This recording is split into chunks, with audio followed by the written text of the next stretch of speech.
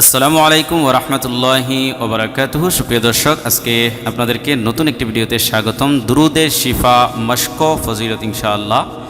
দুরুদে শিফা একজন ভাই বহু আগে কমেন্ট করেছিলেন, আজকে চেক করতে গিয়ে দেখি এই কমেন্টটা, তাই আজকে আপনাদেরকে মশক করব ইনশাআল্লাহ। দুরুদে শিফা একেবারে মশকের শেষে আমরা এই ফজিলত আমরা জেনে নিব দুরুদে শিফা। তো চলুন আমরা শুরু করে দিই, কথা না বলে। যদি আপনি নতুন হয়ে থাকেন তাহলে সাবস্ক্রাইব করবেন, আর যারা সাবস্ক্রাইব করেছেন অলরেডি তাদেরকে অসংখ্য ধন্যবাদ এবং মোবারকবাদ। সবার জন্য দোয়া করে আল্লাহ তাআলা যেন যে উদ্দেশ্যে আমার এই চ্যানেলে আপনি এসেছেন সেটা পূরণ করে দেন। আল্লাহ তাআলা যেন আপনাদেরকে কোরআনুল কারীম বিশুদ্ধ করে পড়ার তৌফিক দান করেন এবং বিভিন্ন সূরা আপনি যেন সহজেই শিখে নিতে পারেন এই চ্যানেল থেকে মশক করে করে। আল্লাহ তাআলা যেন তৌফিক দান করেন। তো চলুন আমরা দুরুদে শিফা মশক শুরু করে দিই, আমার সাথে আপনারাও পড়বেন। বিসমিল্লাহির রহমানির রহিম।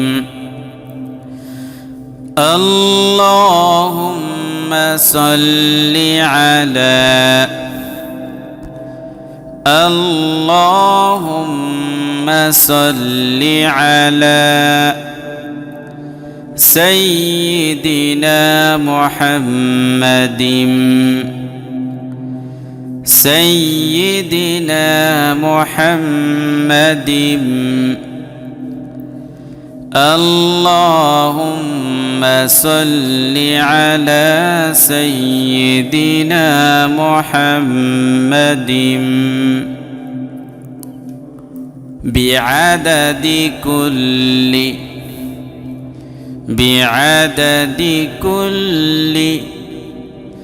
داء ودواء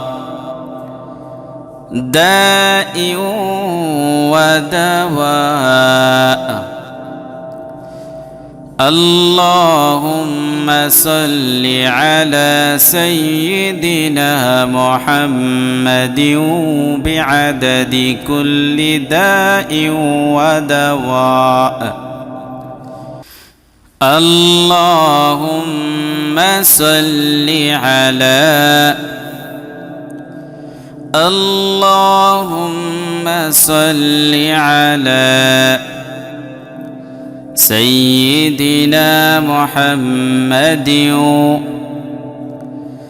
سيدنا محمد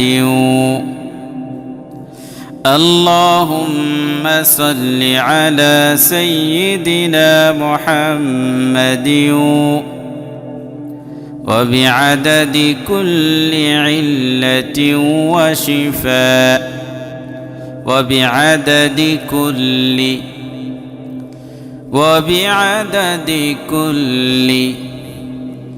علة وشفاء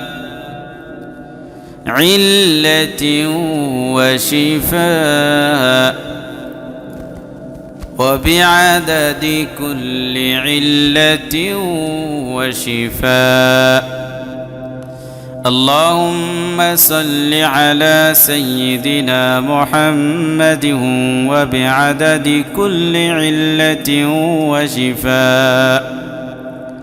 এবার পুরোটা একসাথে এই দেখেন। اللهم صل على سيدنا محمد بعدد كل داء ودواء اللهم صل على سيدنا محمد وبعدد كل علة وشفاء